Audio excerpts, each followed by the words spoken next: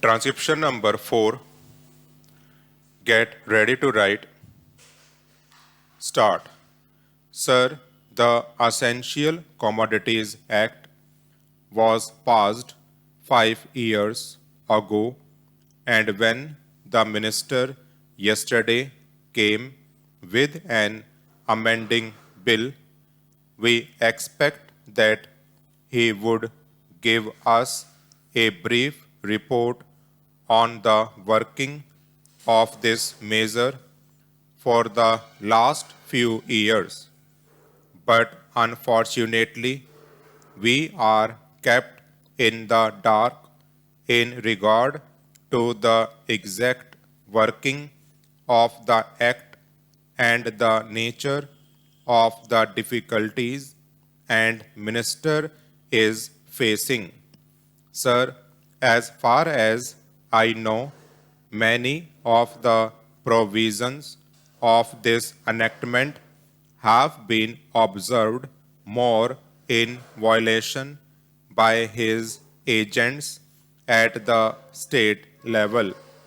The food minister may be very earnest, may be very able, and may be very anxious to see that the various provisions of the Act are implemented in the most effective manner at the state level, but unfortunately, his agents at the state level are not equally enthusiastic or equally anxious to observe the provisions of this enactment. The most important objectives of this enactment are to control the supply and distribution of commodities and to maintain a stable price level. In regard to both these aspects, I am afraid that the government has failed to realize the objectives in view. Some time passed when there was scarcity of food grains, attempts were made to make procurement from certain wholesale merchants and from rice mills. In my own state, I know of many instances of such procurement where, after making known that certain things had to be done and certain steps had to be taken by the merchant community, nothing was done later on by the government when they found that these very orders of the government were violated. As a result of the violation, there was a consequent rise in the prices of food grains. In respect of other commodities like iron and steel, paper, etc., we see a lot of speculative activities, but the provisions of the Act have not been brought to bear on them. Perhaps no case of prosecution was launched against those people who contravened the various provisions of the Act. We are interested to know in how many cases the government have taken steps to prosecute individuals who have violated the various actions of the Act. The minister said that the powers under the Act were not adequate. We sympathize with the food minister, but I want to know what action has been taken in this regard by the various state governments in regard to the amending provision. I want to know from the minister what would be his difficulty even if minor offenses are taken to courts of law. For instance, the Motor Vehicles Act deals with various offenses, both major and minor, and various minor offenses under the Act are taken to courts and people are prosecuted.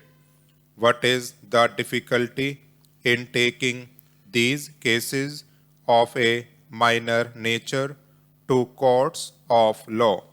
There, the people will have some safety that they will get a hearing, and if the offenses are really offenses, then they would be prosecuted.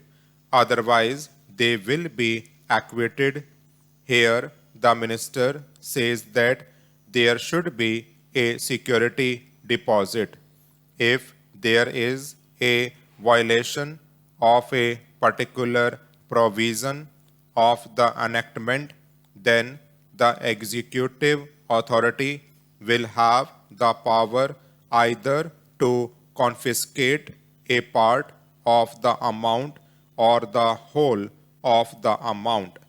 We are clothing the executive authority with more powers. I do not grudge giving powers to the executive authority provided they are used properly and effectively and in a most fair manner. But unfortunately, there have been discriminations apart from the ineffectiveness of the various provisions. Wherever these provisions were used, there had been discriminatory use of these provisions against a few or in favor of a few. Normally, when officers are clothed with more powers, there is large scope for corruption. I feel that it would be desirable to avoid such malpractices, and it would be desirable, I think, that even for minor offenses, the parties should have a chance to defend their actions. I do not think that this problem of dealing with minor offenses will become complex or complicated in any way if we take them to courts of law. I want a reply from the minister in what way he is suffering from a handicap in dealing with minor offenses or offenses of a technical nature. The honorable member made the point that even if this thing was acceptable to the House, he did not know what amount would be demanded as security. So the minister should tell us what amount is normally expected from a licensee in all cases and what the officers are which are of a technical or minor nature which he has in view. We are not told which are major offenses and which are minor offenses. Clarifications on these points are necessary. I wish that the act which came into effect long ago was implemented properly. I know that the minister here is very earnest in implementing it, but his colleagues at the state level and at the central level are disappointing him. Stop.